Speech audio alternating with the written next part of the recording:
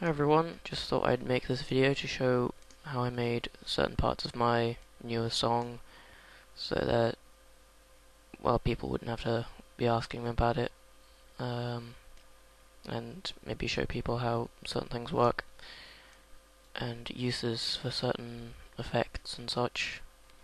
So, right at the start, it's not very complicated. I have a bunch of automation clips which don't do anything until later on. The intro is just a layered piano. I plays two pianos at the same time to get a kind of nicer effect. If you mute one of them, it sounds different. Yeah. So that's not very complicated at all. It's very simple. I use the automation clip on the tempo, which is something I wouldn't really recommend, especially with the speed ups I do, like here, that's a pain to chart and to keep in sync. You have to go into decimals sometimes. This is a bit laggy. Okay, so we'll just use patterns.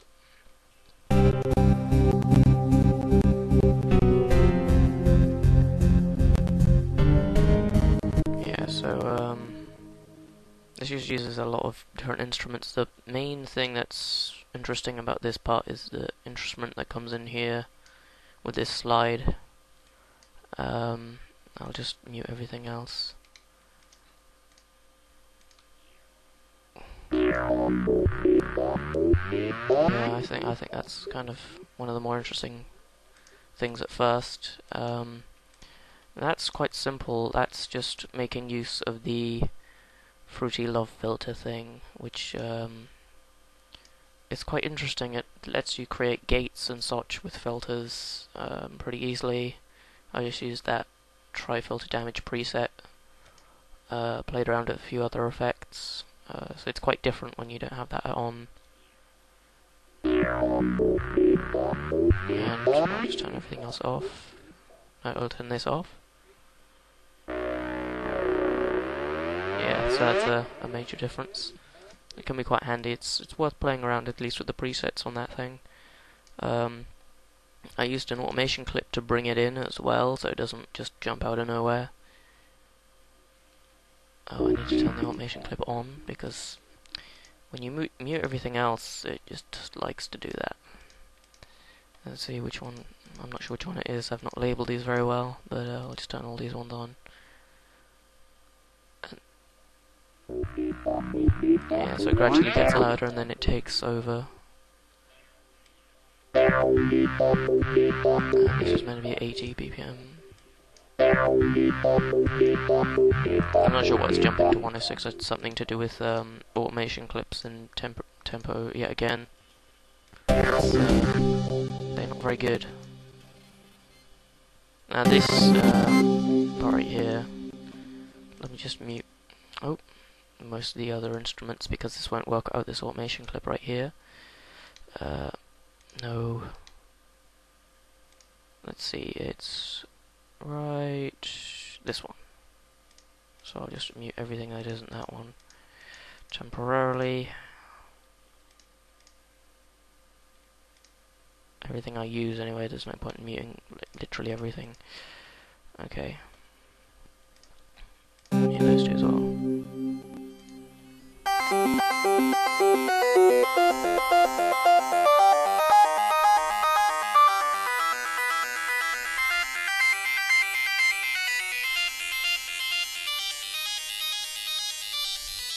So that kind of effect is got with the Fruity Free filter, which is quite a useful thing. It's not the best example of it being used right there, but it's something worth playing around with, and it's an effect that I was wondering for quite a while.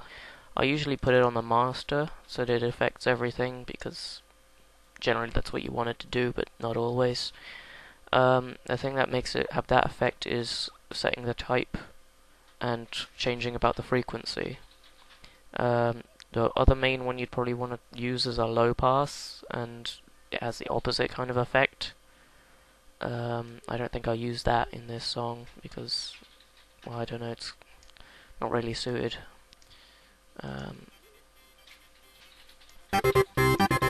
That's just kind of a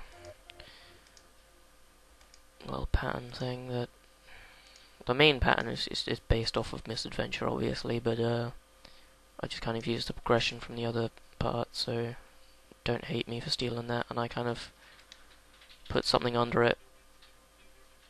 Let's see, I just made a chorded version of it, so yeah, I just kind of layered it with octave chords to give it a cooler sounding bass.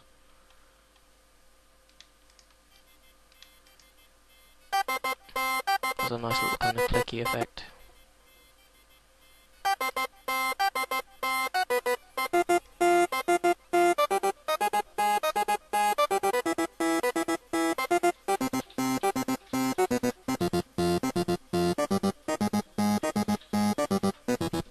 Yeah, and it just continuously descends, it doesn't reascend again.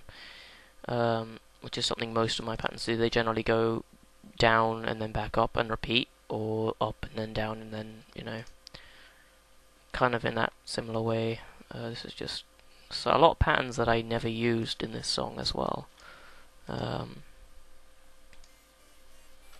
Okay, so this one's cool. I remember showing it to Phantom and he said, "Oh, this is so familiar," and he just didn't know what it was quite. It's a kind of remix of the Dark Forest Trail Awesome Verse, which is why it's called Awesome Verse in the song, and I really like that particular part of that song.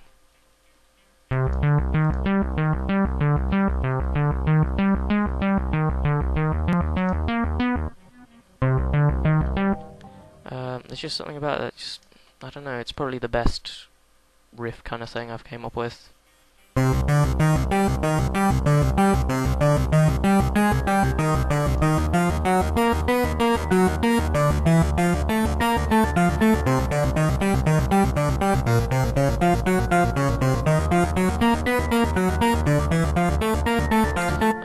Something I was a lot more wary of as well when making this song is velocity levels. I played around with that quite a bit. It's something worth toying with because some notes end up being louder than they need to be, and some a bit too quiet compared to the rest, and you want them to stick out the right amount. You kind of want them to be noticeable though. It's just worth toying around with, and this is kind of a bell backing that is quite nice.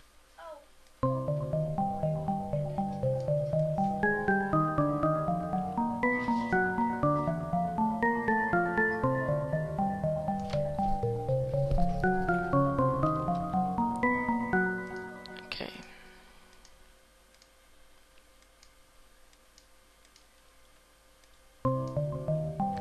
And then there is the trolling version of it, right after, of course. Of course, when you look at that, I could have charted it a bit harder and a bit more awkward, but it's, I don't know, the transfer to it is awkward enough. I didn't really want to cause any problems with it. Okay, there's nothing really special about that part. But this part is a better example of me using the filter. Let's just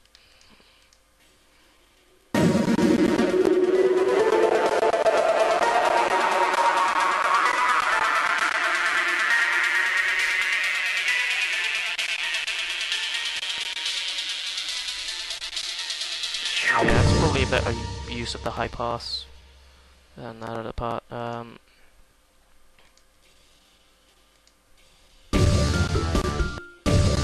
Okay, that's cool. This is one of my more favourite patterns that I've made myself as well. I'm quite pleased at how this one went. It's you wouldn't really know unless I told you, which is kind of what I'm telling you now, but it's loosely based off of Mountain Verse from Epitox, but it really got nothing, so that's kind of something I wanted something similar to it, Oh, no. He... Okay, yeah, I wanted something similar to Mountain Verse from Epidox. I was just toying around with a lot of things, which is why, of course, it has octaving notes here. If you know the notes for that particular part, it's yeah. But it's kind of nice. I think it's quite cool.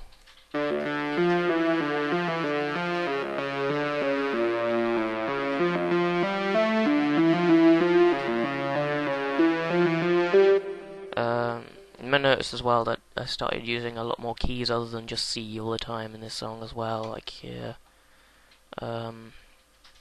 good old D.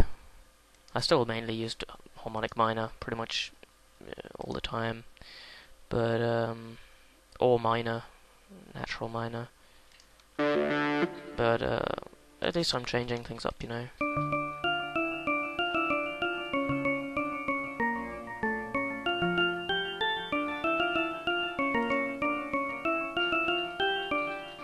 It's kind of a nice bell backing to that. Okay, which is the next part that I quite like?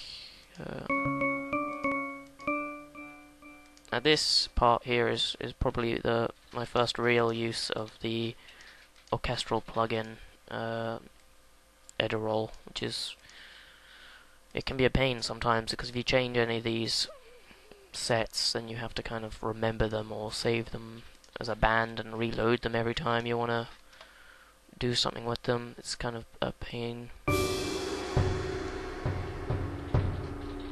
That shouldn't be that speed. Or that speed. Something wrong with these automation clips. Yeah, with tempo.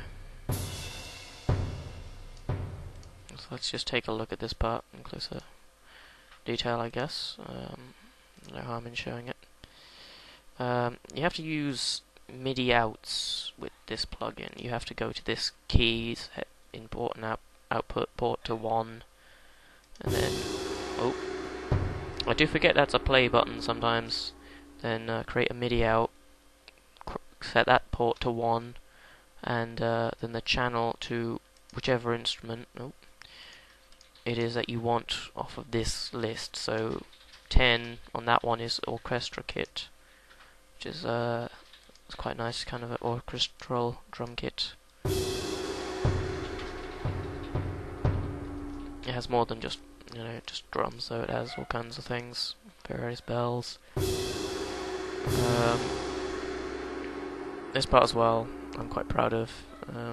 I've never really, as I said, used this plugin properly before. My dogs are barking. It's quite nice. I took my time with this part, although it took a lot less time than I thought it would. Even the more intricate ending parts are kind of simple enough, and then I didn't kind of want to be stuck with orchestra the whole rest of the song because I didn't think I could pull it off or that it would be too entertaining, so I kind of broke in a synth solo, which is kind of like a mini tribute. Skype. A mini tribute to the hybrid symphony that Scott's done, which is something I quite like.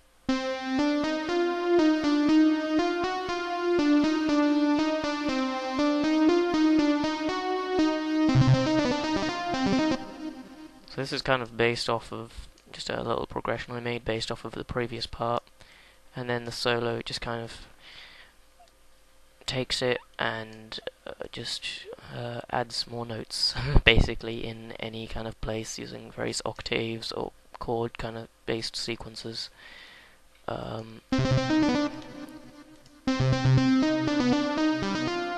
It became one of the more awkward parts of the song to play though, and I'm kind of uneased about having put it in there because I know a lot of people won't really try the song just because of it.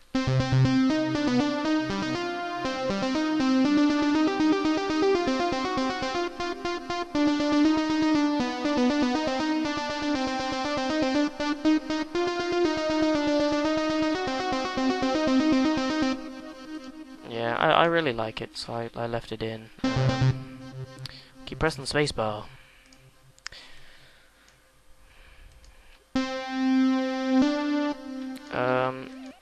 I would like feedback with this video, just because if it turns out people like it, I'll do more of them. It's just a kind of post-commentary thing, you know. I've kind of wanted to do it for a while, show people, you know, some basic things. What's this part? 35. As you can see, there's another automation clip in there. These do various things at different times. Most of them are just volume clips, and I don't think I've used some of them. This one gets used for about 2 seconds. From what, I can't remember, but it's, you know, it's important. Oh, also, I should have. I'm not there yet, so I didn't miss it. This just plays in a kind of keys-based part, I think. Yeah, this thing.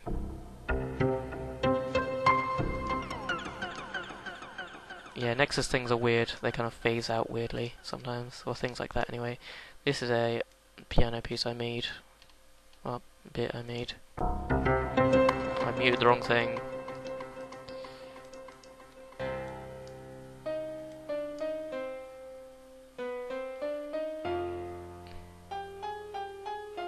I quite like this part as well of the song. The calm, that is. And then this part goes in the background. This is basically copy-pasted. And it has a real cool effect. I tried various things with this. I didn't like it any other way than this way.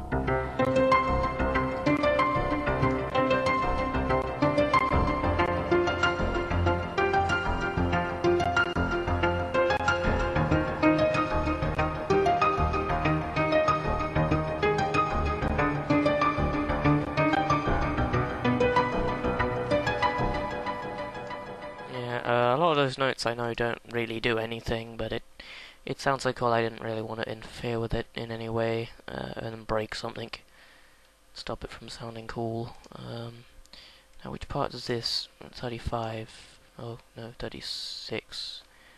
We're now looking for the formant. Yeah. I don't know why I use this. This is played with so it doesn't sound the same. It's kind of a little buzz that I put in the background. I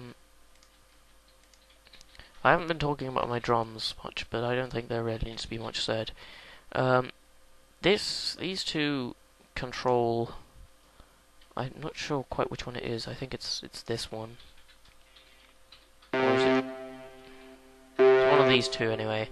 It controls these X and Y's, and you know, normally people skip that kind of thing.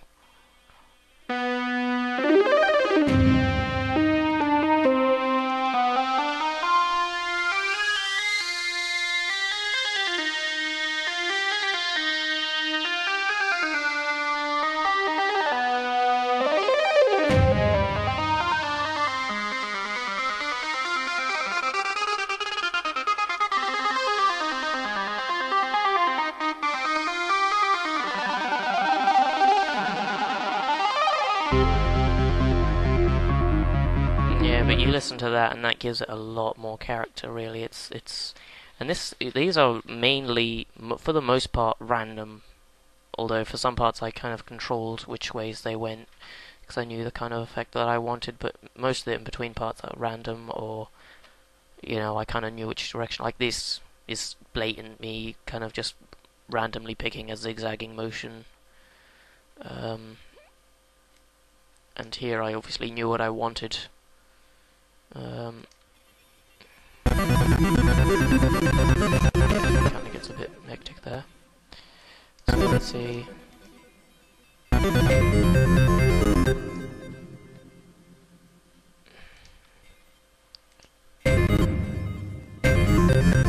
This part I quite like as well. That's just random bass, so ignore that.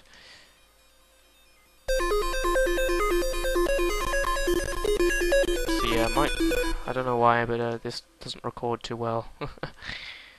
That's just another thing. Okay, this is. I added a mini solo into this part. I'm not sure if I really should have done that, but hey, it's alright. Yeah, so none of my parts of my song are overcharted. Okay, let's continue. That's a kind of fading in thing right there, which Pat 52, okay. This kind of skips about all over the place really, doesn't it?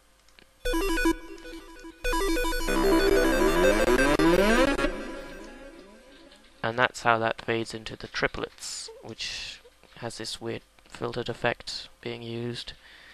Because that's what the X and Y mainly affect in that format too, in that case.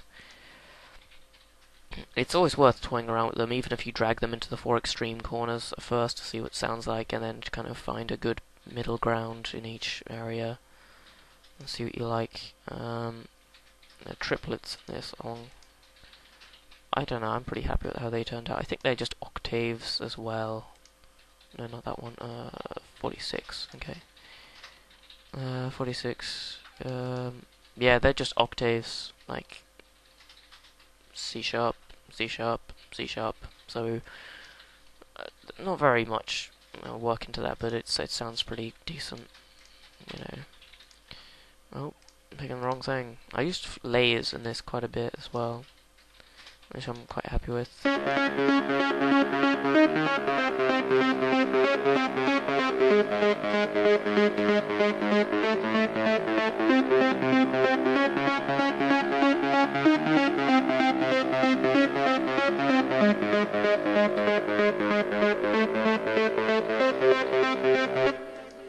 Okay, so that's without any of the effects. You know, you can hear how different it sounds, really.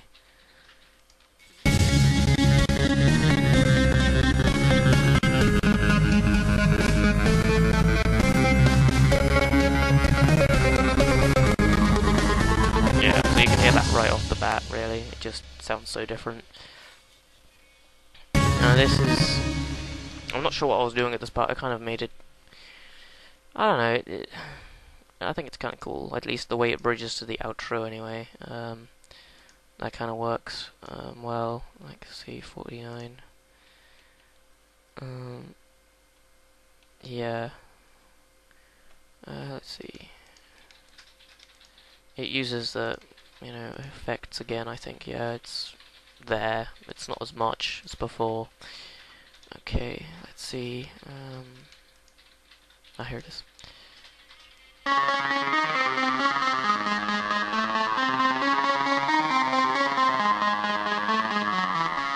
So, this kind of shows that you can take something... Oh, ignore that. That was an old version.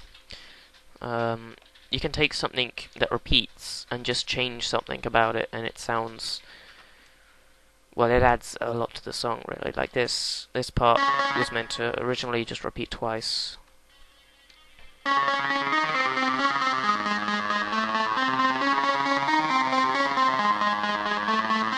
But you can see with this version, I changed this last part, and it sounds a lot different. It helps transition to the outro so well. This is just a slides thing. I just practicing with different lengths in slides. This outro as well. This is kind of an experimental thing because it sets in one key and then just descends.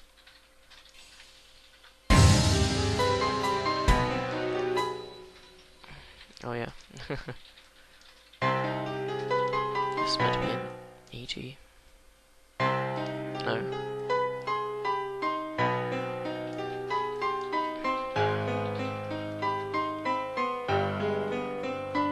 Yeah, so it starts in the C, and then in the next part it's... No, not that. In E.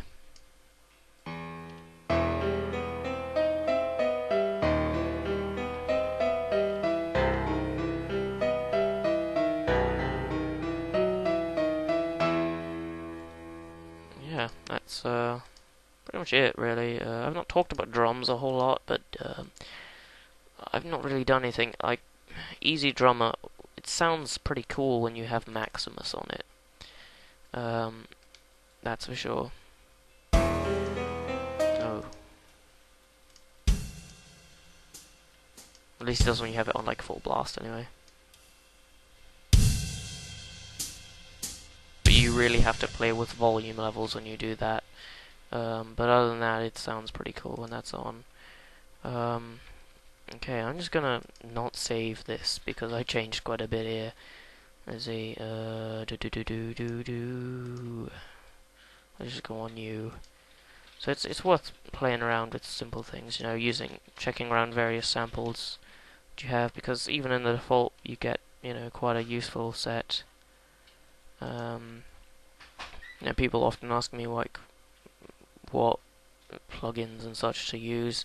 I'm just gonna throw it out there to stop people ever needing to ask anymore, and um, samples are good for drums, but I got Easy Drummer just because I like the way it sounds, and it's got a nice interface. It takes forever to get. It's 5 GB, like at least where I got it anyway. Another one I'd recommend is Morphine.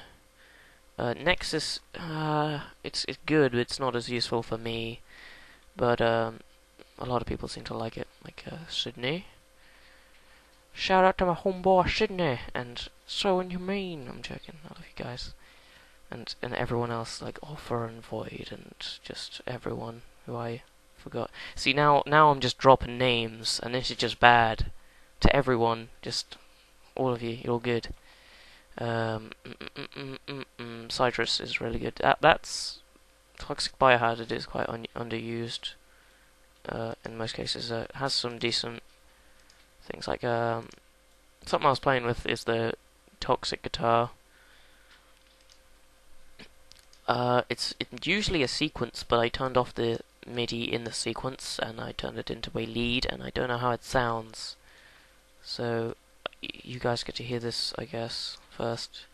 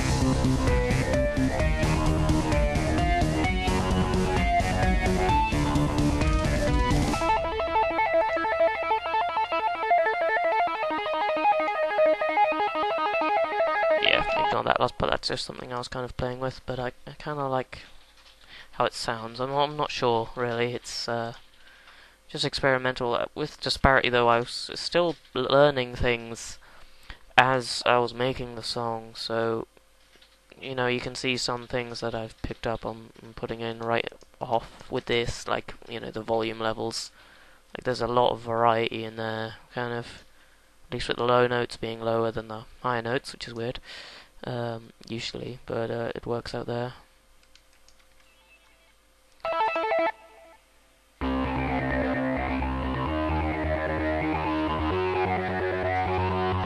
If you want to get this to sound like this for whatever reason, if you actually want to use this thing, by default it's a sequence and it plays like this. You just hold down any key. Maybe you want a bit higher. Yeah, and it plays like a sequence. To get it to stop doing that, you go over to this, and you press turn off the play. So you still get this LFO, so you need to turn this off by coming over here and changing it to custom, and leaving that blank. So, that doesn't do anything. I was playing around with a few other settings, and you can definitely get it to sound much better by playing with the phaser and the delays and some of these signs. So, try that out. This is coming close to another 10-minute session, so I think I'm gonna leave that here. Okay, bye bye. Thank you for watching.